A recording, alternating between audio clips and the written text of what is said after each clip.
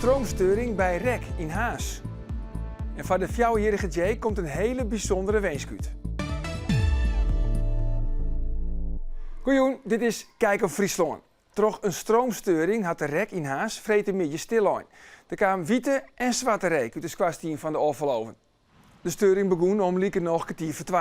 In de rim van de midden kwam de spanning weer om en kon de oven weer opstart worden. Omrin is dwande uit te zieken hoe de storing correct ontstaan is en ziek het naar een oplossing. Bedrouwen in de omkrieten van de REC hien wolstroom. Het is een grutte ontdekking. De allereerste fiets van Nederland is makke in Warkum. Dat had in Greven onderzoek uitwiest. Het is meer dan 150 jaar geleden, want in 1862 is het een smid in Warkum die de allereerste fiets maakt. Het huis wat hij eerder stien had, daar wennen Dirk-Jans Driebergen en dat wie een smid. En die had ergens in het jaar 1862 het plan gekregen om een fietsachtig ding te bouwen. We zien hoe het wordt fietsen dan net, maar een karre op schillen die maar de voeten van de groen toch lichaamskracht vooruit zo mag je dat ongeveer uitlezen. Met de vermoedens dat op dit plak de eerste fietsbouwt is, gaat Orne Popkema naar Nijmegen. Daar wordt de informatie voorlijn onder de grootste fietshistoricus van Nederland. Ik kan me het niet voorstellen dat er in Nederland in 1863 een velocipede was. Ik kan me dat niet voorstellen. Popkema liet het er net bij zitten en doet bij het tresor in Jout het archief in. Ja, verdomd. Ja, zeker het D. Driebergen. Enzovoort hinnen wordt verteld. Goed er zien fiets. Naar Boetenrol het min of meer in het hele verhaal. Ja, dat is gewoon toch wel een heel mooi moment. Dat is gewoon tekst van ja, dit is gewoon echt wier. Er komt nog eens bij dat er in 1863 een fietswedstrijd gehouden is tussen Warkum en Bolzert. Dat was de eerste fietswedstrijd van Nederland. Warkum was het begin van de fietshistorie in Nederland. Ik denk dat we dat als Warkum misschien dat die eens heel goed beseffen hoe bijzonder het is.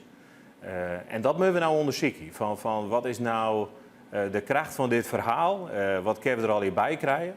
En dat kunnen we heel mooi weer. Vanuit de stad binnen er nou grote plan. Zo maakt in deze Warkumer smederij die allereerste fiets nijmaken willen. Er komt een boek en de fietstocht tussen Warkum en Bolzert wordt op een nij organiseren.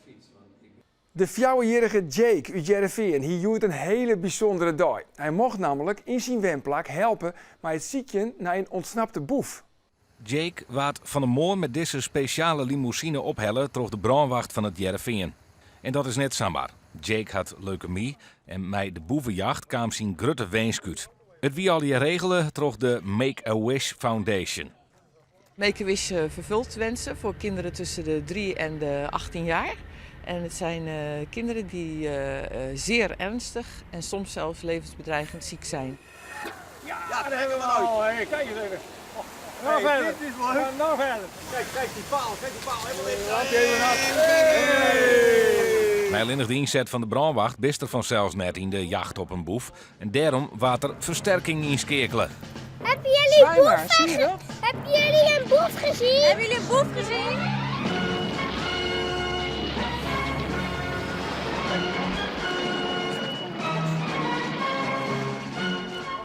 De orden van Jake wisten wel dat er goed wat regelen waard, maar wisten ook net wat er correct op het programma stier. Ze wienen dan ook lieke verrast als Jake zelfs.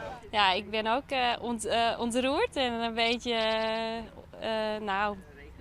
heel erg blij voor Jake vooral. Ja, absoluut. Ik bij de inzet van het leger wie de boef nog net in beeld. Kijken waar de boef zit. In de camera. En weet je het al? Nee. Ik weet niet waar die boef zit. Daarom moest letter op de dij de politie direct nog aan te pas komen. Want ik daar wie er een verrassing regelen van Jake. En hoe uit het Pinksterwaard uitkomt te zien, dat jaren we nou van Piet Paulusma. Een nacht mooi noord erbij, maar een hudde wien. En wie staat in krijgt 8 of 9. Morgen, bijen, in de middag nog eens een beetje zinnen. Temperatuur 16 of 17 graden. Een hudde ontzwarmig wien. Wie staat in krijgt 8 ont in krijgt alwe. Een duidelijke waarschuwing van de watersport en het verkeer. En dit wie Kijk op Friesland. Nog een hele gezellige jong. Dag.